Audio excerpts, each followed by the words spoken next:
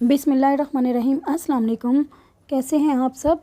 तो व्यूवर्स, आज मैं आपके लिए हैश ब्राउन की रेसिपी लेकर आई हूँ, जो कि बहुत ही डिलीशियस बनकर तैयार होते हैं और इसको खाने के लिए आपको किसी भी रेस्टोरेंट जाने की ज़रूरत नहीं। तो मेरे चैनल कुक विद दीबा पर अगर न्यू हैं, फ़र्स्ट टाइम वीडियो देख रहे हैं, तो चैनल को सब्सक्राइब ज़रूर कर लीजिएगा और बेल नोटिफिकेशन को भी ऑल पे क्लिक कर लीजिएगा। तो चलिए फिर बनाना स्टार्ट करते हैं। इसके लिए मैंने 5 मीडियम साइज़ के आलू ले लिए हैं, जो कि वज़न में तकरीबन 400 ग्राम होंगे। तो इस तरह से इनको पील कर लेंगे वॉश करके। बहुत ही सिंपल है और बहुत ही आसान है इसको बनाना, और बहुत ही कम इंग्रेडिएंट्स में ये बनकर तैयार हो जाते हैं।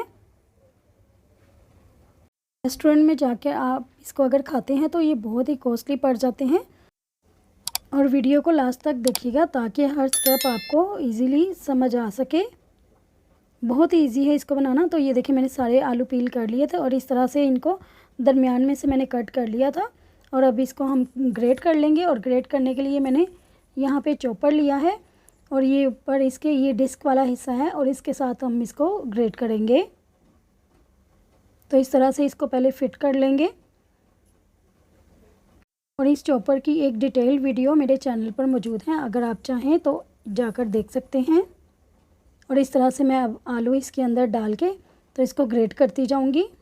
ऐसे 1 बाय 1 सारे ही ग्रेट कर लेंगे पीसेस।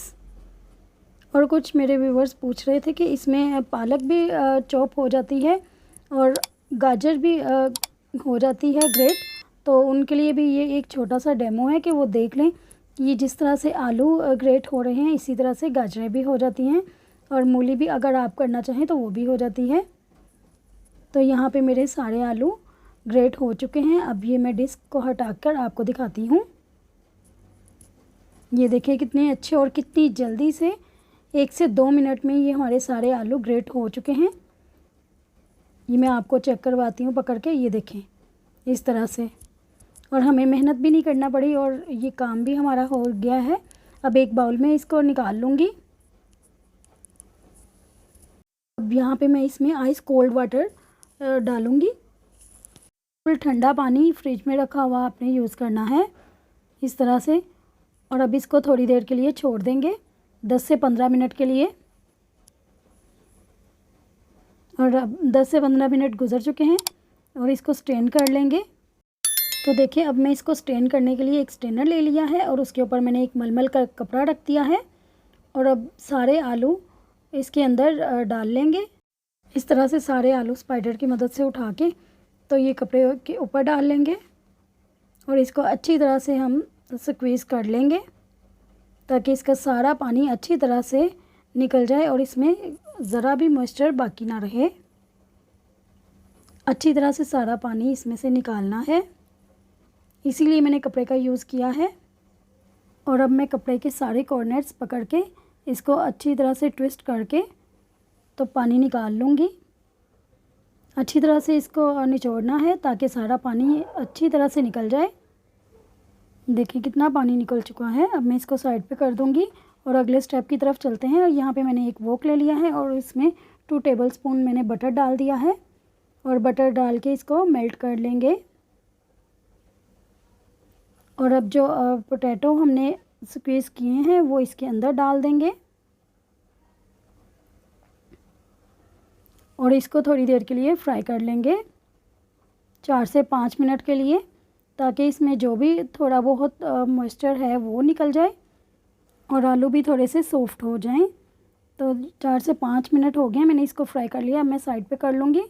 और यहाँ पे मैंने चीज़ ली है, और चीज़ मेरे पास चेडर चीज़ है। आप चाहें तो मोज़रेला चीज़ भी यूज़ कर सकते हैं। इस तरह से इसको ग्रेट कर लेंगे। और यहाँ पे मैंने हाफ़ कप चीज़ यूज़ की है, और इन्हीं आलूओं में थोड़ा सा पहले ठंडा कर लेंगे इसको, फिर इसमें ये चीज़ ऐड कर देंगे। ज़्यादा गर्म आलूओं में नहीं डालेंगे। हाफ़ टी स्पून इसमें मैंने सुरख मिर्च पिसी हुई डाली है, और 1 टीस्पून काली मिर्च पिसी हुई, और नमक आप अपने टेस्ट के मुताबिक भी ले सकते हैं। और 2 टेबलस्पून यहाँ पे मैंने चावलों का आटा डाला है, और 2 टेबलस्पून ही कॉर्नफ्लोर। और अब इन सारी चीज़ों को अच्छी तरह से मिक्स कर लेंगे, और हाथ के साथ मिक्स करेंगे।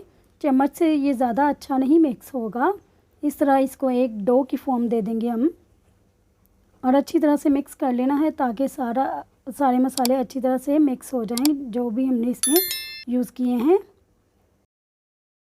अब यहाँ हैश ब्राउन को शेप देने के लिए मैं अपने हाथों को ग्रीस कर लूँगी और यहाँ पे बोर्ड को भी ग्रीस कर लूँगी।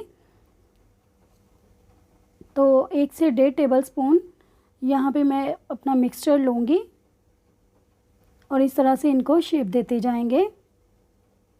और शेप हमने एकदम से फ्लैट देनी है, जैसे कबाब को देते हैं उस तरह नहीं करना। और बोर्ड के ऊपर रख के अच्छी तरह से इसकी शेप बना लेंगे, ओवल शेप देंगे हम इसको। इस तरह से अब बारी बारी सारे हैश ब्राउन को हम शेप दे लेंगे। देखिए कितना इजी है ना इसको बनाना।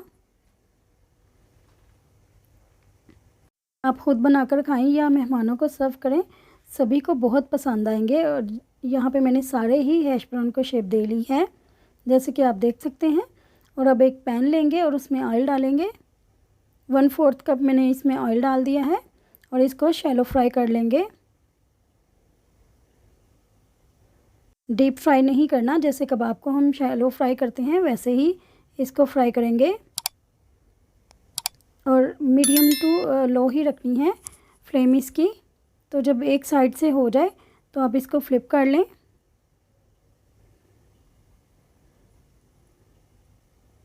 और इस तरह से इसको एहतियात के साथ फ्राई करते जाएंगे। कितना अच्छा सा गोल्डन कलर आ गया है। अब मैं इसको पेपर टॉवल पे निकाल लूँगी और इसी तरह से हम बाकी के भी डाल के फ्राई कर लेंगे।